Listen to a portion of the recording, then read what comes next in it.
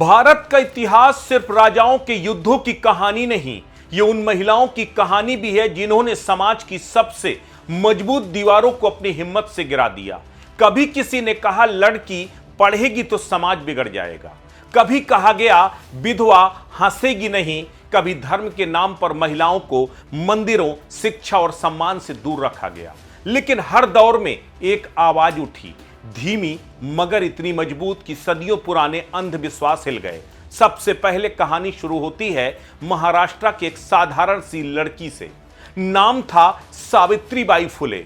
वो दौर जब लड़कियों का घर से बाहर निकलना भी पाप माना जाता था, जब समाज कहता था औरत का काम सिर्फ चूल्हा है। लेकिन सावित्रीबाई ने किताब उठा ली। हर सुबह जब वो स्कूल पढ़ाने जाती, रास्ते में लोग उन पर गोबर फेंकते, पत्थर मारते, गालियां देते, क्योंकि उन्हें डर था कि एक स्त्री का पढ़ाना धर्म के खिलाफ है। मगर सावित्रीबाई ने हार नहीं मानी। वो अपने बैग से दूसरी साड़ी रखती थी, स्कूल पहुंचकर गंदी साड़ी बदलती, फिर बच्चियों को पढ़ाती। यहीं से शुरू हुई भारत की पहली लड़ाई ज्ञान बनाम अंधविश्वास की। फिर आई ताराबाई शिंदे। 19वीं सदी का भारत, जहां पुरुषों की गलती शरारत कहलाती थी, महिलाओं की वही गलती चरित्रहीनता। ताराबाई ने इस पाखंड को सीधी चुनौती दी। उन्होंने अपनी किताब स्त्री पुरुष तुलना में पूछा, नियम सिर्फ महिलाओं के लिए ही क्यों?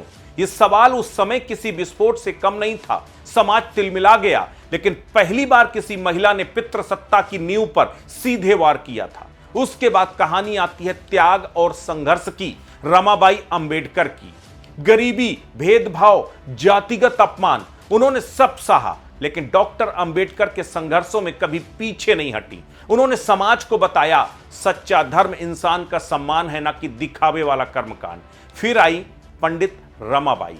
उन्होंने धर्म ग्रंथों को पढ़ा, समझा, महसूस किया कि धर्म के नाम पर महिलाओं को दबाया जा रहा है। उन्होंने विधवाओं के लिए आश्रम खोले, बाल विवाह के खिलाफ आवाज उठाई और समाज से कहा ज्ञान डर से बड़ा होता है। लेकिन शायद सबसे बड़ी कानूनी लड़ाइयों में से एक लड़ाई लड़ी मुथालक्ष्मी रेड्डी ने। उस समय देवदासी प्रथा को धर्म का हिस्सा बताया जाता था, मंदिरों के नाम पर महिलाओं का शोषण होता था। मुथुलक्ष्मी रेड्डी ने साफ कहा, जो इंसानियत छीन ले परंपरा नहीं, अन्याय है। और फिर कानून बना, देवदासी प्रथा पर रोक लगी। इन महिलाओं ने सिर्फ समाज नहीं बदला, उन्होंने एक सवाल छोड़ दिया, क्या हर परंपरा सम्मान के लायक होती है? और यही सवाल आज 21वीं सदी में फिर खड़ा है। स्थान है सबरीमाला टेम्पल, एक मंदिर करोड़ों श्रद्धालुओं की आस्था का केंद्र, लेकिन साथ ही भारत की सबसे बड़ी संवैधानिक बहसों में से एक। सबरीमाला मंदिर का विवाद केवल परंपरा और कानून की लड़ाई नहीं, बल्कि यह आस्था बनाम संवैधानिक नैतिकता के बीच छिड़ा एक गहरा वैचारिक युद्ध है। आइए इस पूरे घटनाक्रम को इतिहास से लेकर वर्तमान की कानूनी चौखट तक एक कहानी की तरह समझते हैं। पौराणिक कथाओं के अनुसार अयप्पा को भगवान शिव और मोहिनी, जो भगवान विष्णु का एक अवतार है, का पुत्र माना जाता है। इनका एक नाम हरिहर पुत्र भी है। हरि यानी विष्णु और हर यानी शिव, इन्हीं दोनों भगवानों के नाम पर हरिहर पुत्र नाम पड़ा। इसके अलावा भगवान अयप्पा को अयप्पन, शास्ता, मणिकांता नाम से भी जाना जाता है। केरल में शैव और वैष्णवों में बढ़ते वैमनस्य के कारण एक मध्य मार्ग की स्थापना की गई थी, जिसमें अयप्पा स्वामी का सबरीमाला मंदिर बनवाया गया। इसमें सभी पंथ के लोग आ सकते थे। यह मंदिर लगभग 800 साल पुराना माना जाता है। अयप्पा स्वामी को ब्रह्मचारी माना गया। इसी वजह से मंदिर उन महिलाओं का प्रवेश वर्जित था जो रजस्वला हो सकती थी। पौराणिक मान्यताओं के अनुसार भगवान अयप्पा को नैष्ठिक ब्रह्मचारी माना जाता है। केरल के पथनमथिट्टा जिले के पहाड़ियों में स्थित यह मंदिर सदियों पुराना है। भक्त 41 दिनों का कठिन व्रत रखते हैं और नंगे पांव नीली या काली पोशाक पहनकर 18 पवित्र सीढ़ियों यानी पदिनेट्टम पदी को चढ़कर दर्शन करने पहुंचते हैं। क्योंकि भगवान अयप्पा ब्रह्मचारी हैं, इसलिए मंदिर की परंपरा के अनुसार 10 वर्ष से लेकर 50 वर्ष की आयु की महिलाएं, जो रजस्वला आयु वर्ग का प्रवेश वर्जित रहा है। यह विवाद 1991 में तब गहराया जब केरल हाईकोर्ट ने इस प्रतिबंध को वैध ठहराया। लेकिन असली तूफान 2006 में आया, जब इंडियन यंग लॉयर्स एसोसिएशन ने सुप्रीम कोर्ट में एक याचिका दायर कर इस प्रतिबंध को चुनौती दी।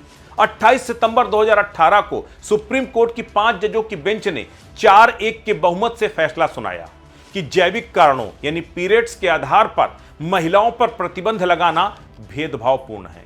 यह हिंदू महिलाओं के पूजा करने के अधिकार का उल्लंघन है। दिलचस्प बात यह थी कि बेंच में शामिल इकलौती महिला जज जस्टिस इंदु मल्होत्रा ने इस फैसले के खिलाफ असहमति जताई थी। 2018 के फैसले के बाद केरल में भारी विरोध प्रदर्शन हुए। इसे देखते हुए 2019 में सुप्रीम कोर्ट ने पुनर्विचार याचिकाओं को स्वीकार कर लिया और मामले को बड़ी बेंच, पहले 7 जजों की बेंच ने सुना था और अब 9 जजों की संवैधानिक बेंच के पास भेज दिया गया। याचिकाकर्ता यानी पक्षकारों का सबसे बड़ा तर्क था कि सबरीमाला टेंपल में महिलाओं के प्रवेश पर रोक सीधे सीधे संविधान के अनुच्छेद 14 और 15 का उल्लंघन है। उनका कहना था कि किसी महिला को केवल उसकी जैविक अवस्था या लिंग के आधार पर मंदिर में प्रवेश से रोकना समानता के अधिकार के खिलाफ है। उन्होंने यह भी दलील दी कि माहवारी यानी पीरियड्स को अशुद्धता से जोड़ना आधुनिक दौर में छुआछूत जैसी मानसिकता को बढ़ावा देता है। उनके अनुसार संविधान की संवैधानिक नैतिकता किसी भी परंपरा से ऊपर है। इसीलिए अगर कोई धार्मिक प्रथा मौलिक अधिकारों का उल्लंघन करती है तो उसे बदला जा सकता है। दूसरी तरफ मंदिर प्रशासन, तंत्री परिवार और परंपरा का समर्थन करने वाले श्रद्धालुओं ने पूरी तरह अलग दृष्टिकोण रखा। उनका कहना था कि यह मामला महिलाओं के खिलाफ भेदभाव का नहीं बल्कि भगवान अयप्पा की नैष्ठिक ब्रह्मचर्य परंपरा की रक्षा का है। उन्होंने संविधान के अनुच्छेद 25 और 26 का हवाला देते हुए कहा कि हर धार्मिक संप्रदाय को अपनी धार्मिक परंपराएं और रीति रिवाज तय करने का अधिकार है और अदालतों को उसमें सीमित हस्तक्षेप करना चाहिए। विपक्ष की सबसे दिलचस्प दलीलों में से एक ये थी कि भारतीय कानून में देवता को भी एक विधिक व्यक्ति यानी लीगल पर्सन माना जाता है।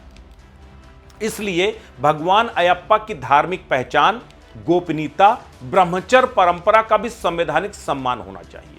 उनके अनुसार सबरीमाला की परंपरा किसी महिला विरोधी सोच से नहीं बनी बल्कि मंदिर के विशिष्ट धार्मिक मान्यताओं से जुड़ी हुई है। 14 मई 2026 को सुप्रीम कोर्ट ऑफ इंडिया ने सबरीमाला मामले में 16 दिनों तक चली लंबी और ऐतिहासिक सुनवाई के बाद अपना फैसला सुरक्षित रख लिया है। मुख्य न्यायाधीश सूर्यकांत की अध्यक्षता वाली 9 जजों की संविधान पीठ अब सिर्फ सबरीमाला मंदिर विवाद पर नहीं बल्कि धार्मिक स्वतंत्रता, संवैधानिक नैतिकता और न्यायपालिका की सीमाओं जैसे व्यापक संवैधानिक प्रश्नों पर विचार कर रही है। यह मामला केवल सबरीमाला टेंपल तक सीमित नहीं रह गया। अदालत के सामने असली सवाल यह है कि जब आस्था और मौलिक अधिकार आमने सामने खड़े हों तो संविधान किसके पक्ष में खड़ा होता है? क्या अदालत धार्मिक परंपराओं की सीमाएं तय कर सकती हैं? क्या समानता का अधिकार हर धार्मिक प्रथा से ऊपर है? और क्या संवैधानिक नैतिकता यानी आस्था की पुरानी परिभाषाओं को बदल सकती है? फैसला चाहे जो भी आए, इतना तय है कि निर्णय सिर्फ एक कानूनी आदेश बनकर नहीं रहेगा।